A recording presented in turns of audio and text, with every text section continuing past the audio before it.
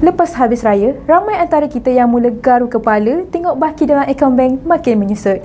Baju baru, kuih raya, balik kampung, duit raya anak saudara, semua tu boleh buat dompet jadi nipis. Tapi jangan risau, korang masih ada peluang untuk recover balik kewangan dengan cara yang bijak, kreatif dan paling best. Banyak antara cara ni tak perlukan modal yang besar pun. Option pertama, jual barang pre-love. Kalau korang ada baju, kasut, handbag atau barang elektronik lama yang terperap dalam almari tu, baik jual semula dengan harga yang lebih bernilai. Ramai orang suka beli barang pre-love sebab lebih murah tapi masih cantik. Masa raya hari tu kan kita semua beli macam-macam barang baru.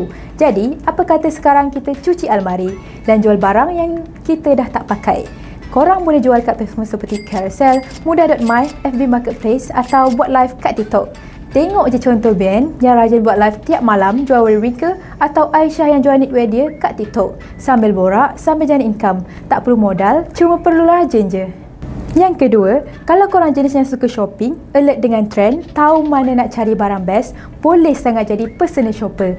Tugas korang senang je, bantu orang beli barang dan korang dapat commission. Ada demand untuk cari sneakers rare, bag branded atau produk dari luar negara macam skincare Korea ataupun jajan Jepun.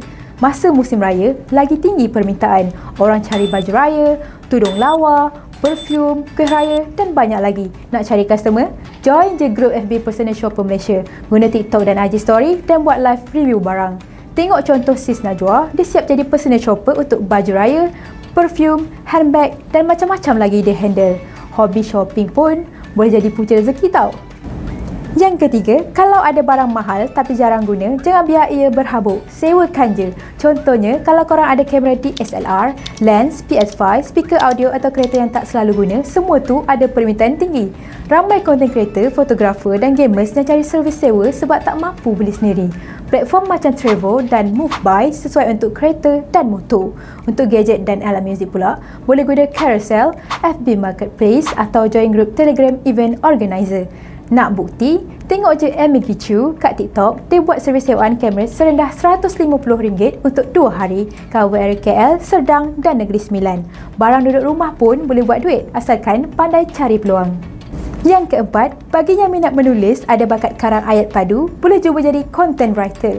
Banyak jenis kerja yang korang boleh buat, antaranya tulis artikel blog, buat copywriting untuk iklan atau skrip video YouTube dan TikTok. Ramai usahawan sekarang perlukan penulis yang pandai buat ayat power sebab mereka nak tarik perhatian di media sosial. Kerja ni boleh buat dari rumah je, fleksibel dan tak perlukan kos permulaan pun.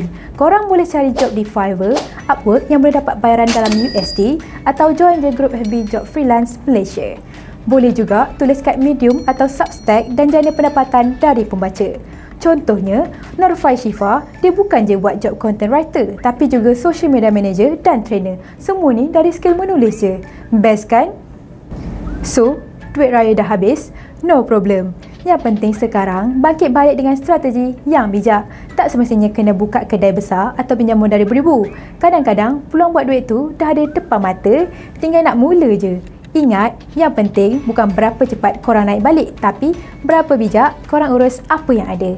Kalau korang suka tips ni, jangan lupa share kat kawan-kawan yang tengah kering lepas raya tu. Sama-sama kita move on dan kumpul balik kewangan dengan cara yang smart. Dan jangan lupa subscribe ke YouTube channel Direct Lending, pakar pinjaman anda untuk info pinjaman dan tips kewangan santai.